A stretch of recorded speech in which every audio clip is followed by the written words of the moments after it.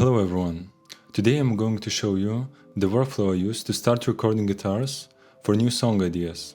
This video is going to be part of a series showcasing the recording process of my new album, where I'll be showing you the different workflows I use to record it. If you enjoy this type of content, please leave a like and subscribe, and let's get started.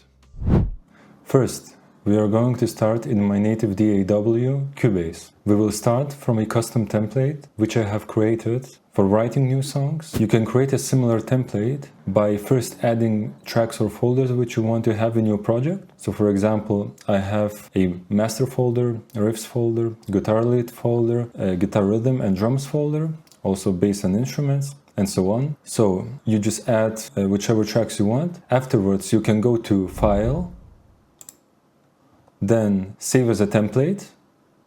Afterwards, a window will pop up. Now you should add content summary, so what is the template about?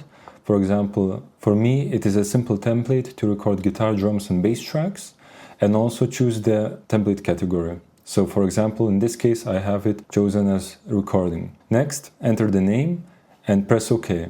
This will save the template, and next time you load the Cubase, you will see it pop up.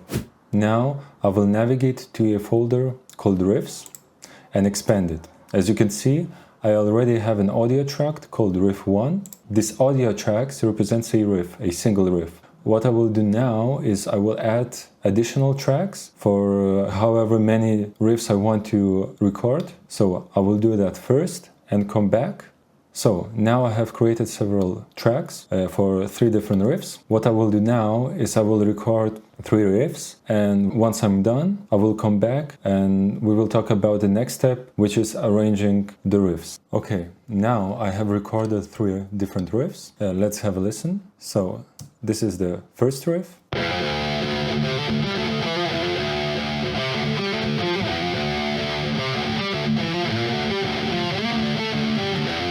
Okay, this is the second riff.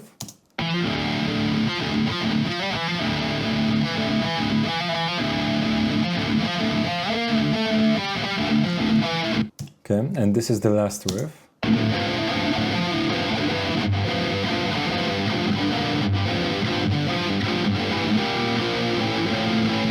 So as you can hear, they are not perfectly clean, but they will do the job. As the next step is going to be the arrangement of the riffs. Now, if I like the riffs that I have recorded, what I will do next is I'm going to write them down in Guitar Pro, like this. So this is an example of the first riff, which I have written down.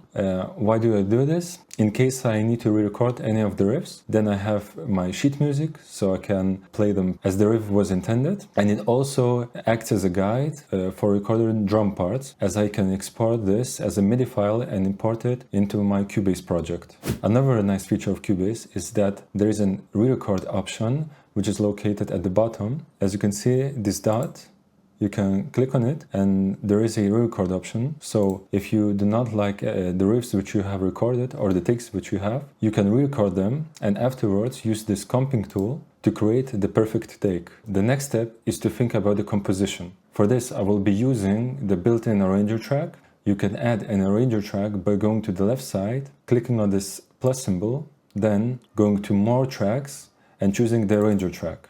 Once you located it, just click add a track and this will add an arranger track to your current project. I already have one, which is located at the top, as you can see. So what I will do now is I will create an individual arranger event. You can do this by selecting the pencil tool, which is located at the top, and drawing over the individual song parts, like this. This created an individual arranger part. I will do the same for the riff 2 and 3, so like this and like this. I have now 3 different arranger parts. Now I can rename them to match the naming of my parts. So A would be riff 1. You can do this by going here.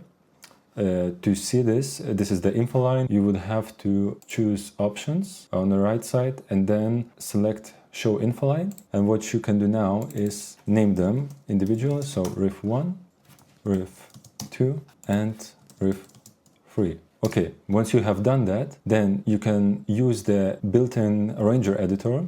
To open this, choose the E symbol, which will open the arranger editor. And now what you can do is create different versions of a song and export them separately. I will rearrange the riffs as I seem fit, and once I'm happy with the arranger chain, I can flatten it and create my first song version. I will show you an example of how to do this. So I will select riff 1 as my, let's say, intro, riff 2 as, let's say, pre-chorus, and riff 3 as a chorus.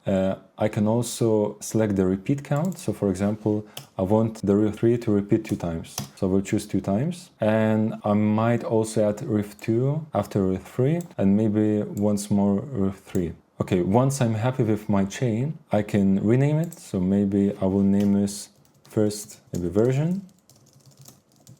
And what I can do now is flatten the chain, which will create a separate project, which you can activate it. So you should also configure it. So as you can see here, the destination is a new project. So once I flatten the chain, this will create a new project and it will not flatten on the current project. So keep that in mind. And once you have the same settings as I have right here, it will create a new project. So just click flatten the chain. I will choose to activate the project.